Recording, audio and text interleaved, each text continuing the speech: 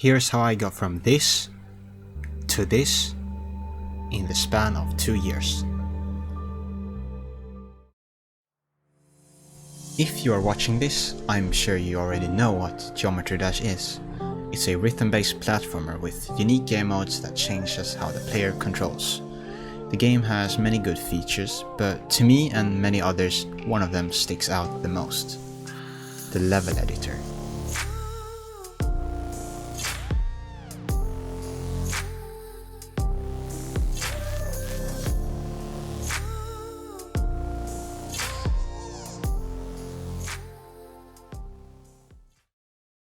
Hello, my name is Pencer? No, PNCSR. Why is that my name? Frankly, I don't know. I've been playing this game for around 3 to 4 years now. I started as a player beating the main levels during class breaks. Fun fact, Fingerdash took me a total of 3,000 plus attempts. Back in the day, the level editor frightened me a lot. There was a lot of triggers to learn and utilize. Still to this day, there's many triggers that I haven't learned. I tried making some levels back then, but nothing really cool came out of it. The oldest level I have uploaded is called Lights. This was made in 2018 before I started playing seriously. I will admit I probably have older levels, none that I just saved though sadly. But Lights is a really basic level. It uses the color trigger as well as bad use of the move triggers. Now that's about it. There's a million things wrong with this level, like this one piece of missing glow. But hey, we all start somewhere, don't we?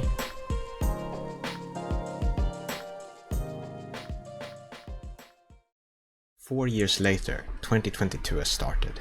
I made a friend who got me back into Geometry Dash. I started by beating some demons, progressing my way up to the Insane Demon stage. Then one day I decided to give the level editor a try.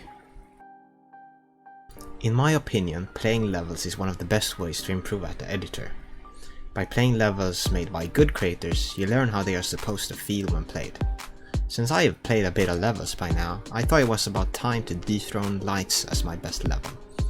I ended up scrapping a lot of levels I made around this stage.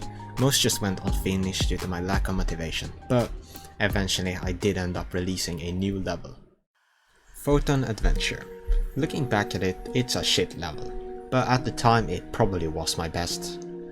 Overall the gameplay is way better. I started doing better sync, using dash orbs along with S-blocks. I do some interesting ship gameplay, the deco still sucks, yeah, and I didn't really use or learn any new triggers for this. Fun fact, the pulses in this level, they're just made with the color trigger since I didn't understand how the pulse trigger worked for some reason. However, shortly after I would release my next level, this one a pretty decent improvement. Coffee Deprived, a coffee themed level. First and foremost, I actually learned the pulse trigger this time, one of the most basic but still important triggers. I only really used it for the second half sadly. Gameplay is a bit better, although a bit simple at times. Deco is a rather big step up, using a bit of glow to add depth, as well as some sort of background. The main thing bad about this level is that it just ends out of nowhere, although my next level didn't have this problem. The next level I made is where things start to look somewhat good. Neons, a level starting out sort of similar to Lights, but at later parts starts shining a bit.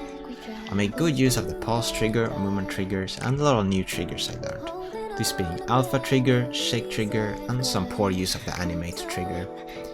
The designs do vary a lot in quality, some good, some bad, though the biggest improvement in my opinion is how the level follows the song's intensity. Overall, this was a big step in the right direction. Here I would start to request my levels to some random Twitch streamers.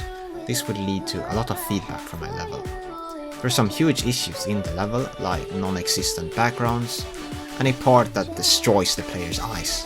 So for the next level, I was aware of those issues. My next level is called Hostage, my first proper demon level.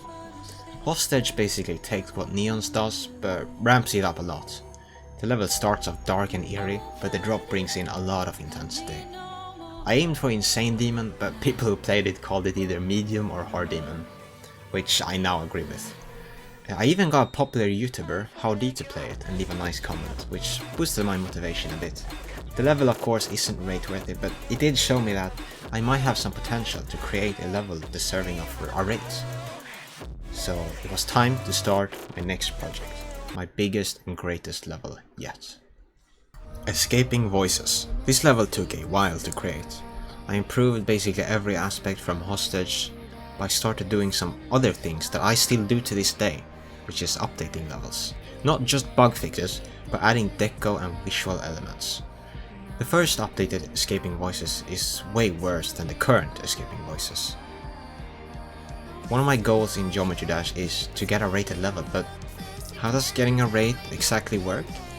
The standard way to get a rated level is to get a Geometry Dash moderator to play and send your level to RobTop. A good thing about this system is that there are many moderators to send your levels to. To get a level played though, there's usually two ways to go about it. Stalk their Discords and get into a Discord level request, or alternatively, the way I went for it, Twitch mod level requests. Escaping Voices is a level I hold dear to me. I decided to send it to a mod that was streaming, I don't remember who, but the mod started playing it. I felt my heart race, and he discovered a weird bug I have never seen nor been able to recreate until this day. He wasn't able to finish the level. This made me rather sad and frustrated, but hey, I wasn't confident he would have sent it either way. The next mod I sent it to managed to get through the entire level. They gave me some good feedback, but ultimately it was denied. It seems like it was now over for Escaping Voices.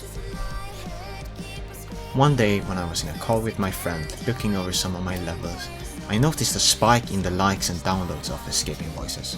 I freaked out a bit and wondered, was it sent by a moderator? I scrolled through the send tab for a good bit and eventually found it on around page 30. There it was. I had gotten my first send. I believe I sent it to a streamer and had to leave before it was played. We are almost through covering all the levels I consider to not be rate-worthy, but there's one more to get through. Fluff Puddle. Why is it called that? I don't know. From here on out my level names get a bit weird, but that really doesn't matter. Fluff Puddle is a water themed level with a weird song. Why is everything weird? I don't know, I guess I like weird. The level is a big step up design wise. This level started in 2.1 but ended in 2.2 releasing.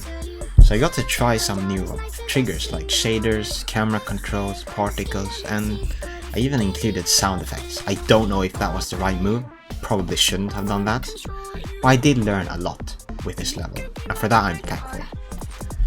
At this point I had made some friends in the community, allowing me to get my level playtested by some people.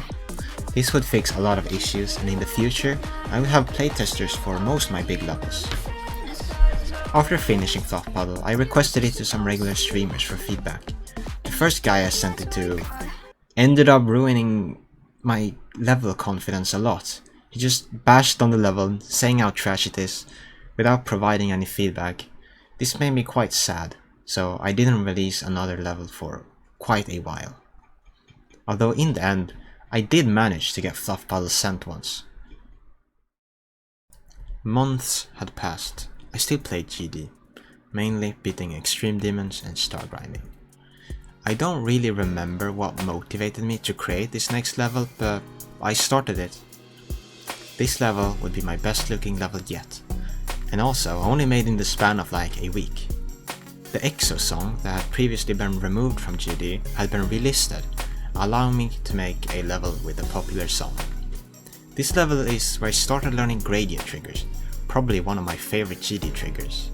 I also discovered what blending is and how to use it correctly, as well as using the scale trigger. With this level done, I sent it to some people, they liked it. It is really close to rate standards in my opinion, and I had a lot of fun making it. I even got it to be sent by a moderator, the same mod who sent my levels previously. I was hoping that this level could maybe get me the 100 likes achievement, and it was late on the evening, so I decided to go sleep.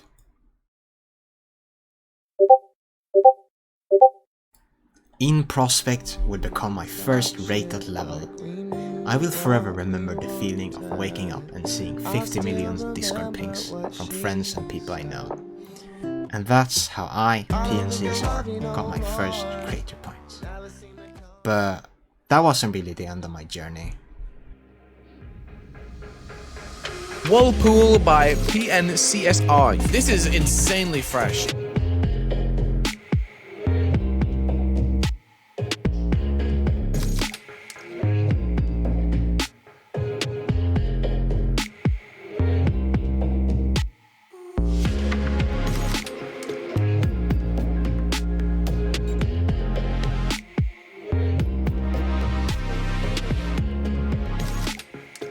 Axnic got rated. If you like this video, please like and subscribe, it would mean a lot to me. As you saw in the edit, my journey goes beyond the first creator point, and if requested, I'll do a sequel on how I improved at the editor.